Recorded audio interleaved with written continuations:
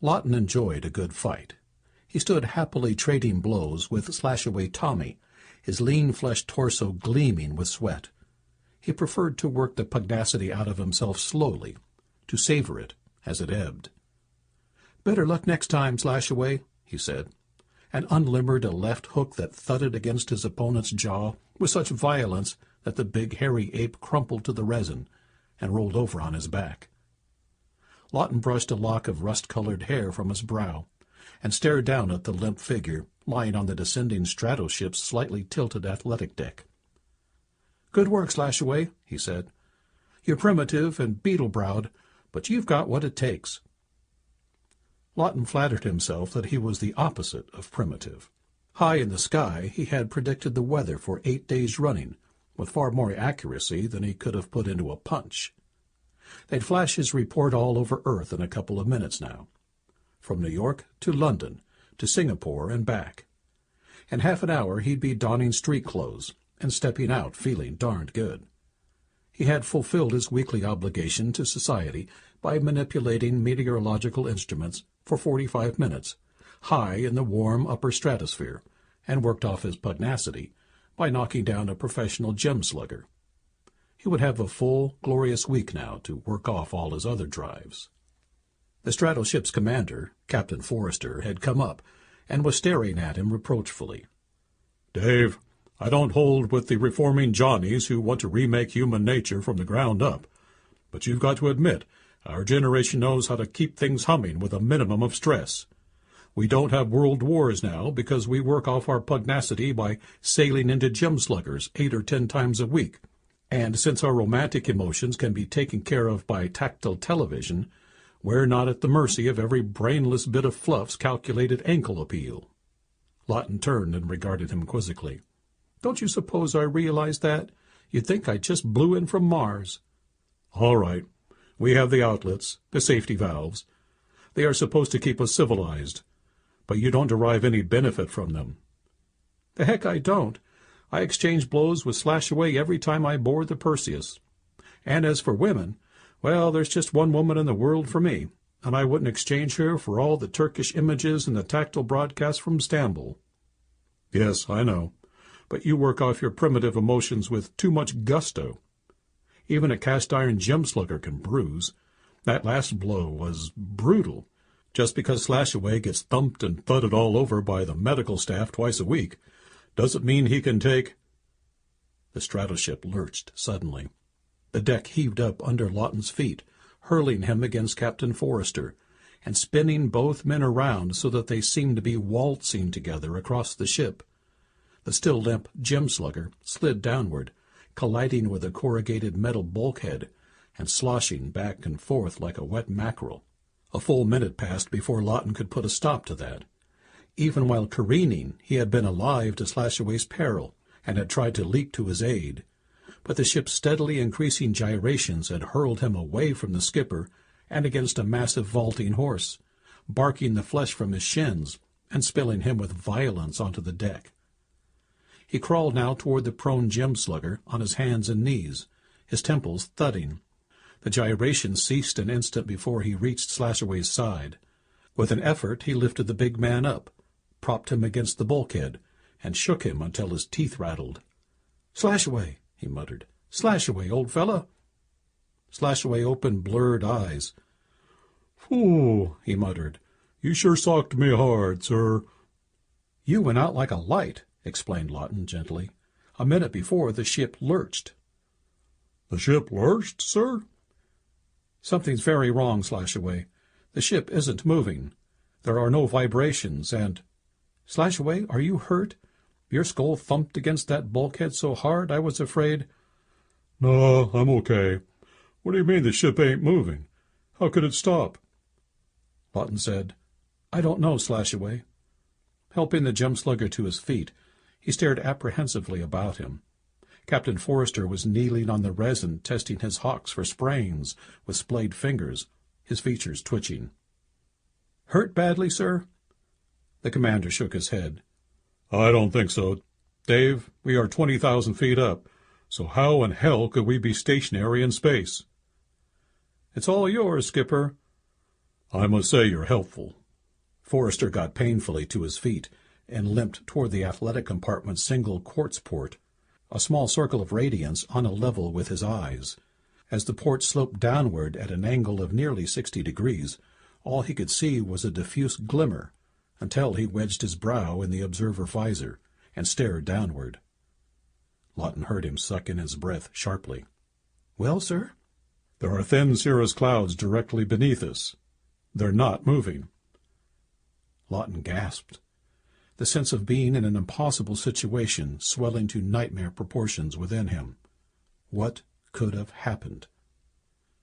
Directly behind him, close to a bulkhead chronometer, which was clicking out the seconds with unabashed regularity, was a misty blue visiplate that merely had to be switched on to bring the pilots into view. The commander hobbled toward it and manipulated a rheostat. The two pilots appeared side by side on the screen, sitting amidst a spidery network of dully gleaming pipelines and nichrome humidification units. They had unbuttoned their high-altitude coats, and their stratosphere helmets were resting on their knees. The Jablochov candlelight which flooded the pilot room accentuated the haggardness of their features, which were a sickly, cadaverous hue. The captain spoke directly into the visiplate. "What's wrong with the ship?" he demanded. "Why aren't we descending? Dawson, you do the talking." One of the pilots leaned tensely forward, his shoulders jerking. "We don't know, sir. The rotaries went dead when the ship started gyrating. We can't work the emergency torps, and the temperature is rising." "But it defies all logic," Forrester muttered. "How could a metal ship, weighing tons, be suspended in the air like a balloon? It is stationary, but it is not buoyant. We seem in all respects to be frozen in." "The explanation may be simpler than you dream," Lawton said. "When we found the key." The captain swung toward him. "Could you find the key, Dave?" "I should like to try. It may be hidden somewhere on the ship, and then again it may not be. But I should like to go over the ship with a fine-tooth comb. Then I should like to go over outside thoroughly. Suppose you make me an emergency mate and give me carte blanche, sir." Lawton got his carte blanche. For 2 hours he did nothing spectacular, but he went over every inch of the ship. He also lined up the crew and pumped them. The men were as completely in the dark as the pilots, and the now completely recovered Slashaway, who was following Lawton about like a doting seal. "You're a right guy, sir. Another 2 or 3 cracks and my noggin would have split open." "But not like an eggshell, Slashaway. Pig iron develops fissures under terrific pounding, but your cranium seems to be more like tempered steel. Slashaway, you won't understand this, but I've got to talk to somebody, and the captain is too busy to listen. I went over the entire ship because I thought there might be a hidden source of buoyancy somewhere.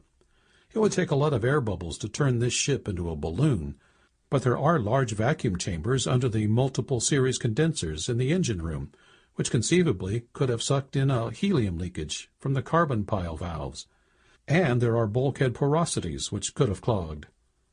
"Yeah," muttered Slashaway, scratching his head. I see what you mean, sir." "It was no soap.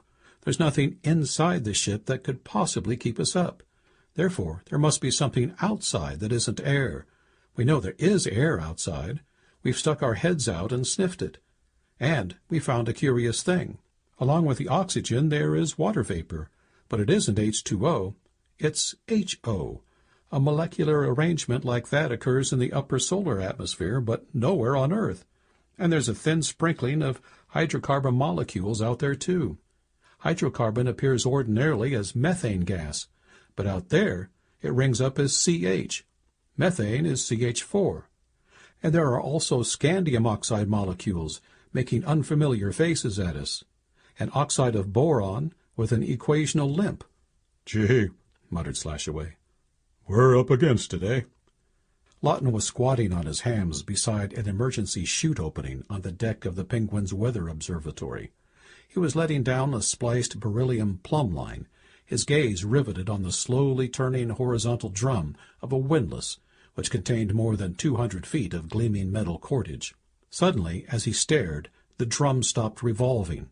Lawton stiffened, a startled expression coming into his face. He had been playing a hunch that had seemed as insane, rationally considered, as his wild idea about the bulkhead porosities. For a moment he was stunned, unable to believe that he had struck pay dirt. The winch indicator stood at 103 feet, giving him a rich, fruity yield of startlement. 100 feet below him, the plummet rested on something solid that sustained it in space. Scarcely breathing, Lawton leaned over the windlass and stared downward.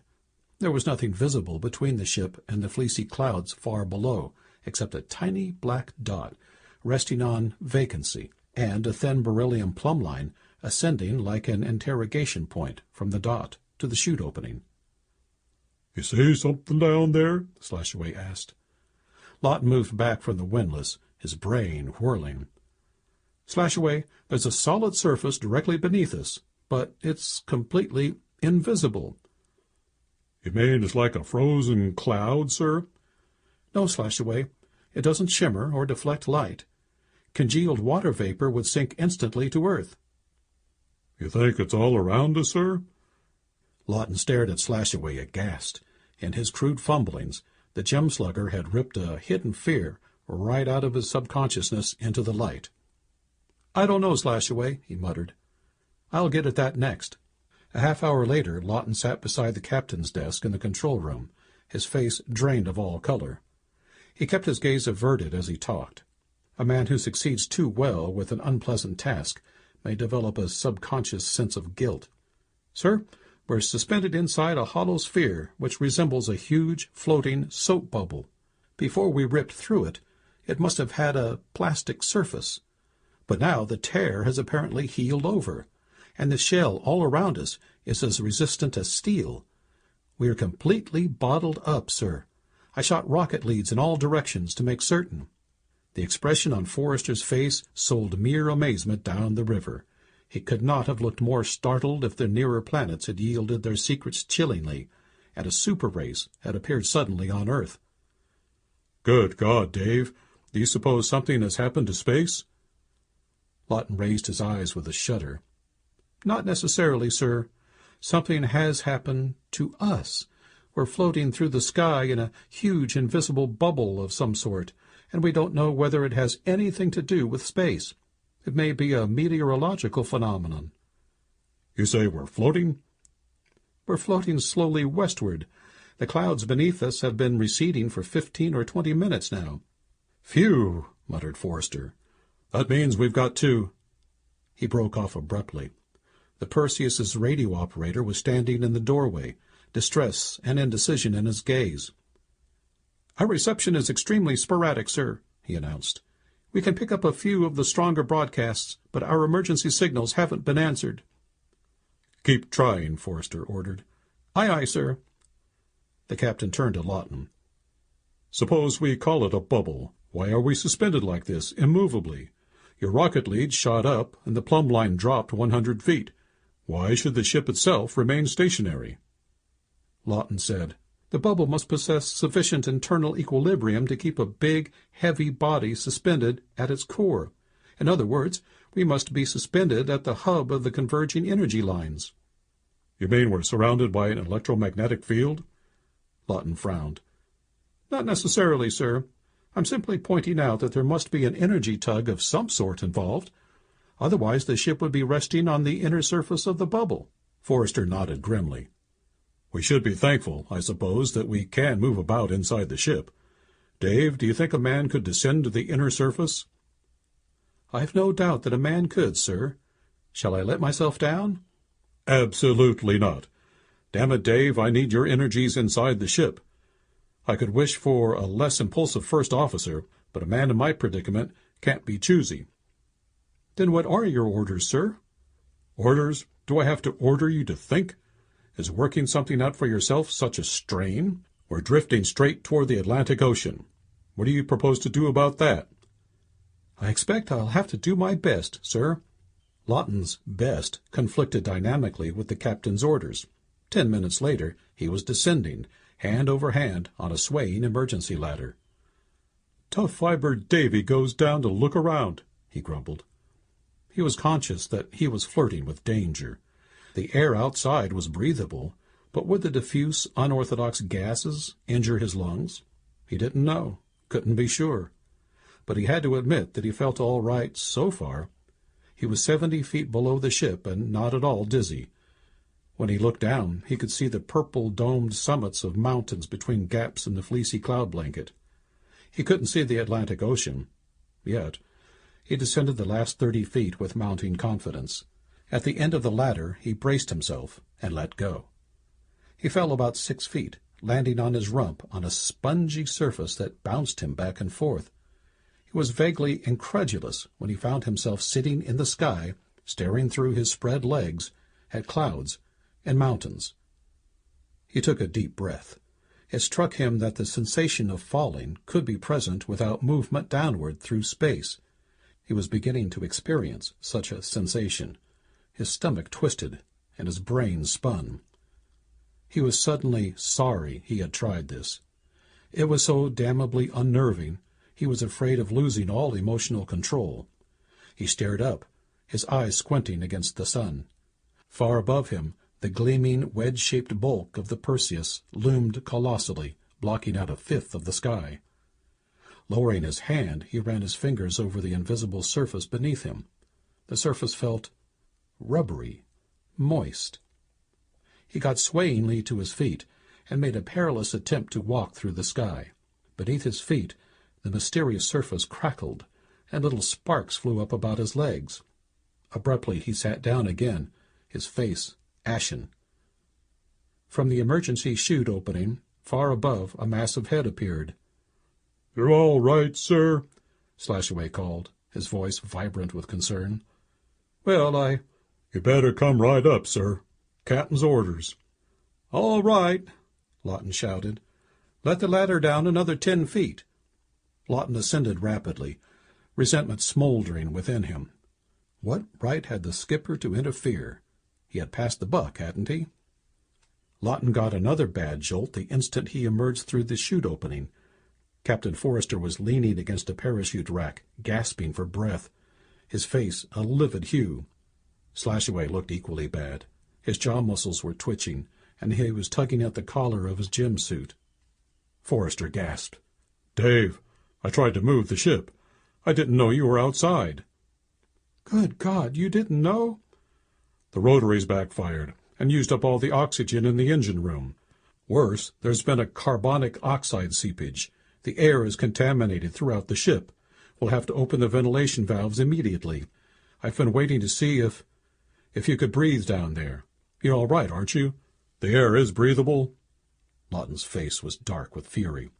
"I was an experimental rat in the sky, eh?" "Look, Dave, we're all in danger. Don't stand there glaring at me. Naturally, I waited. I have my crew to think of." "Well, think of them. Get those valves open before we all have convulsions." A half-hour later, charcoal gas was mingling with oxygen outside the ship, and the crew was breathing it in, gratefully. Thinly dispersed and mixed with oxygen, it seemed all right, but Lawton had misgivings. No matter how attenuated a lethal gas is, it is never entirely harmless. To make matters worse, they were over the Atlantic Ocean. Far beneath them was an emerald turbulence, half obscured by eastward-moving cloud masses. The bubble was holding, but the morale of the crew was beginning to sag. Lawton paced the control room. Deep within him, unsuspected energies surged. "We'll last until the oxygen is breathed up," he exclaimed. "We'll have 4 or 5 days at most. But we seem to be traveling faster than an ocean liner. With luck, we'll be in Europe before we become carbon dioxide breathers." "Will that help matters, Dave?" said the captain wearily. "If we can blast our way out, it will." The captain's sagging body jackknifed erect. "Blast our way out? What do you mean, Dave?" I've clamped expulsor discs on the cosmic ray absorbers and trained them downward. A thin stream of accidental neutrons directed against the bottom of the bubble may disrupt its energies. Wear it thin. It's a long gamble, but worth taking. We're staking nothing, remember? Forrester sputtered. "Nothing but our lives. If you blast a hole in the bubble, you'll destroy its energy balance. Did that occur to you? Inside a lopsided bubble, we may careen dangerously or fall into the sea before we can get the rotary started." "I thought of that." The pilots are standing by to start the rotaries the instant we lurch. If we succeed in making a rent in the bubble, we'll break out of the helicoptic vanes and descend vertically. The rotaries won't backfire again. I've had their burnt-out cylinder heads replaced." An agitated voice came from the visiplate on the captain's desk.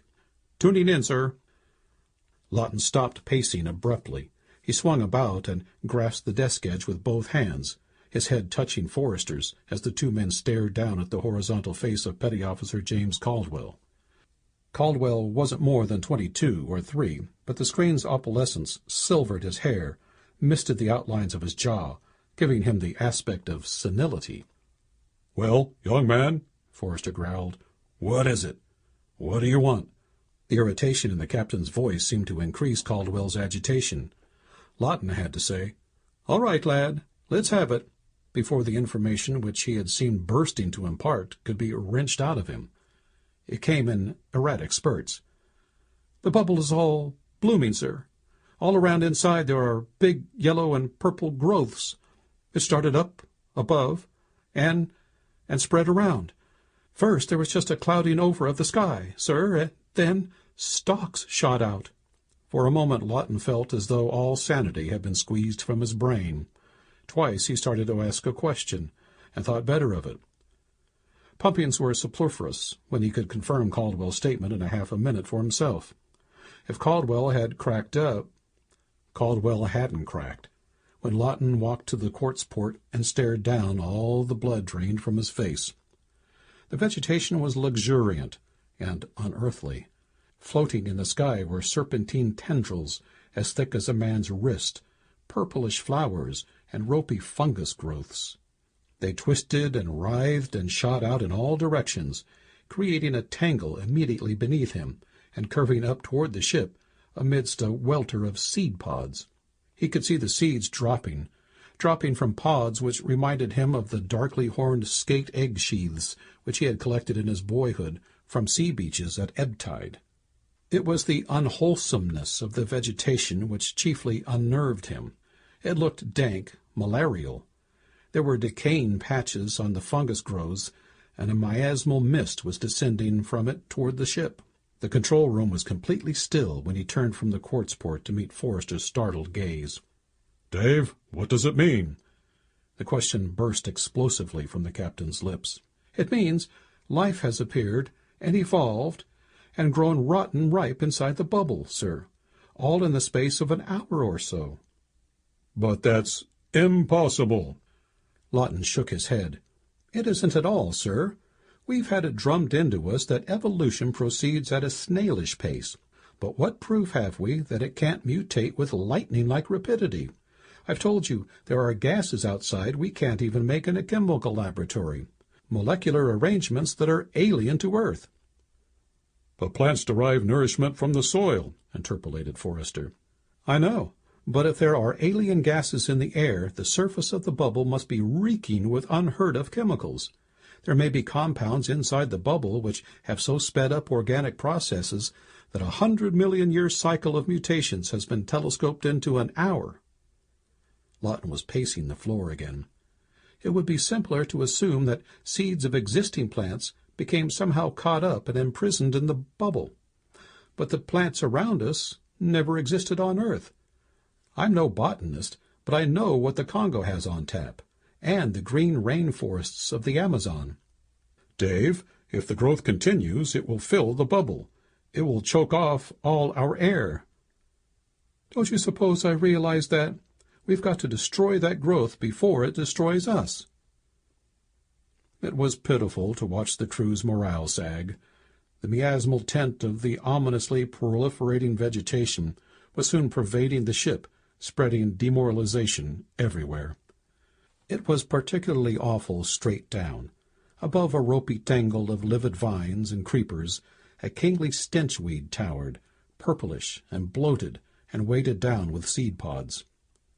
It seemed sentient somehow.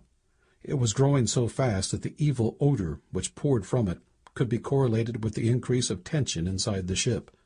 From that particular plant, minute by slow minute, there surged a continuously mounting offensiveness, like nothing Lawton had ever smelt before.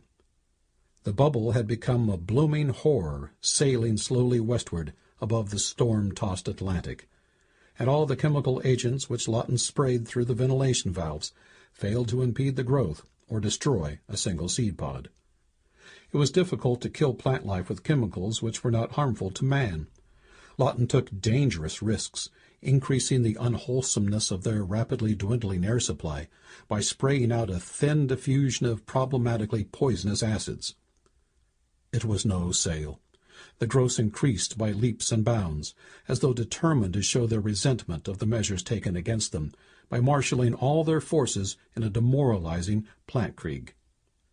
Thwarted, desperate, Lawton played his last card. He sent 5 members of the crew, equipped with blowguns. They returned screaming. Lawton had to fortify himself with a double whiskey soda before he could face the look of reproach in their eyes long enough to get all of the prickles out of them. From then on, pandemonium reigned. Blue funk seized the petty officers, while some of the crew ran amuck. One member of the engine watch attacked 4 of his companions with a wrench. Another went into the ship's kitchen and slashed himself with a paring knife. The assistant engineer leapt through a chute opening, after avowing that he preferred impalement to suffocation. He was impaled.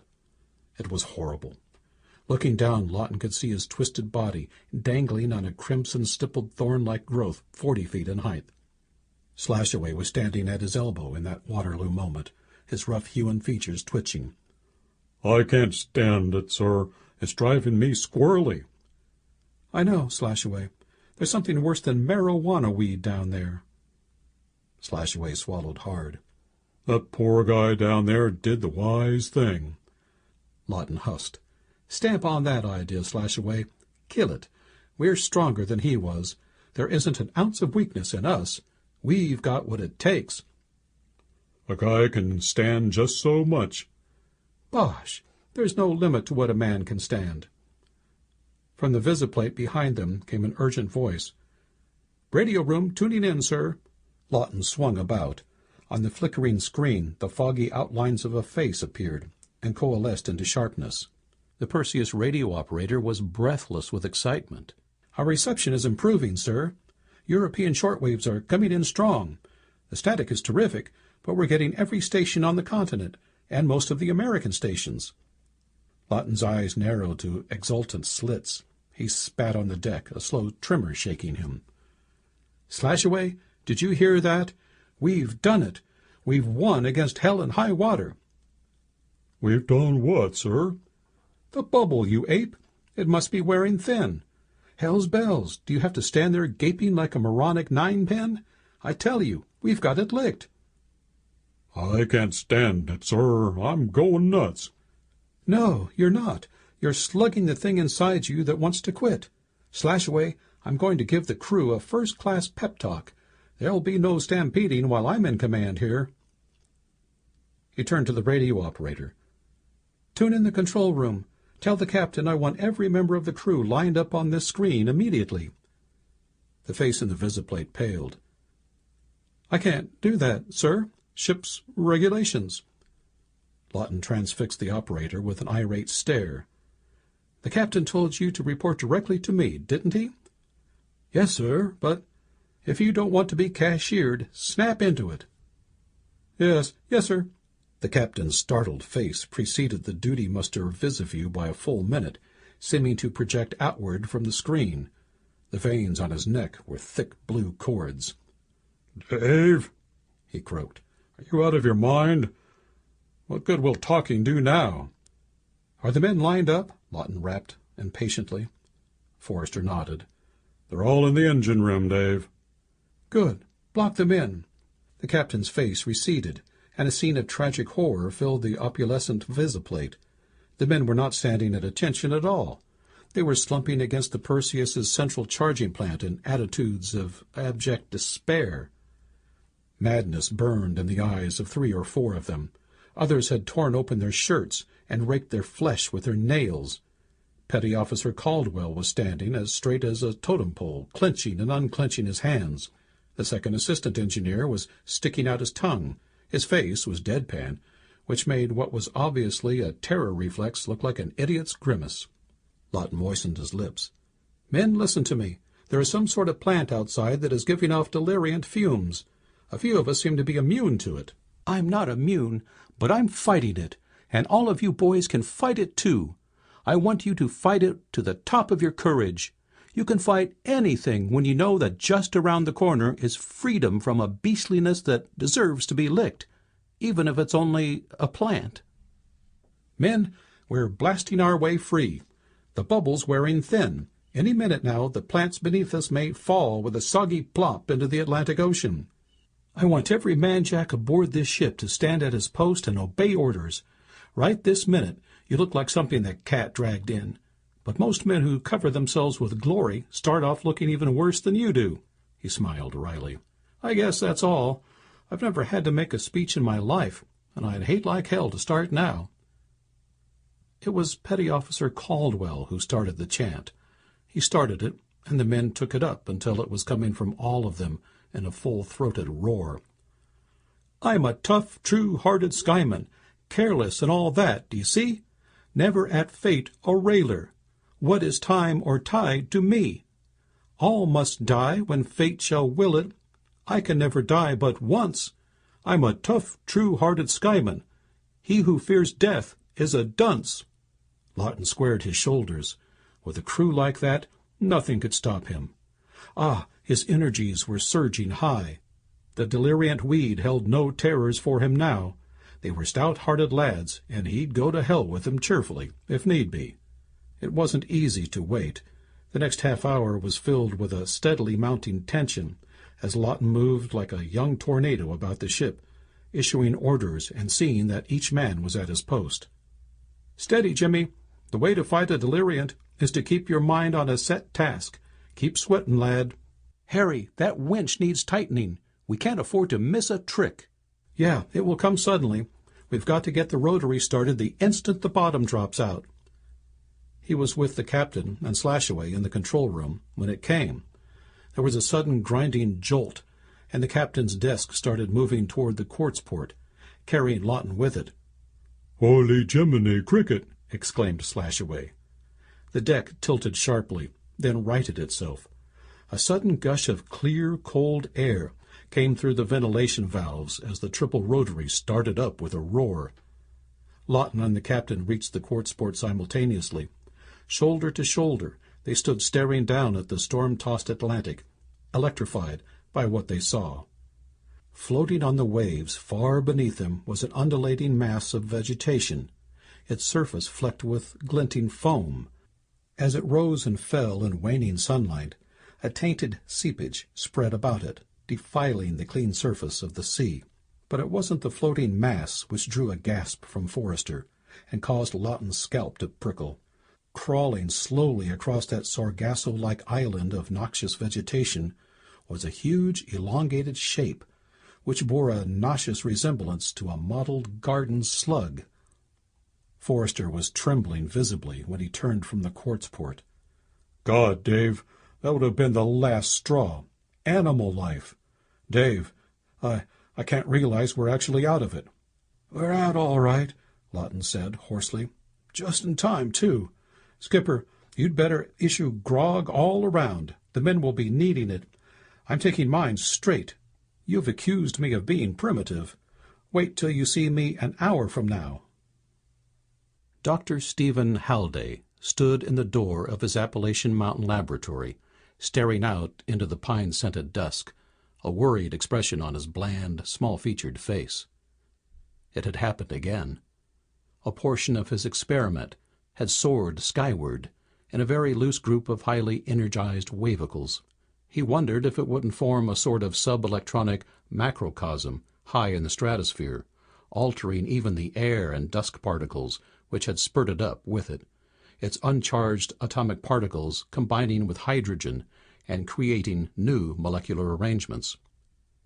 If such were the case, there would be 8 of them now, his bubbles floating through the sky.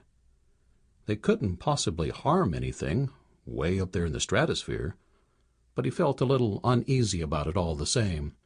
He'd have to be more careful in the future, he told himself. much more careful. He didn't want the controllers to turn back the clock of civilization a century by stopping all atom-smashing experiments.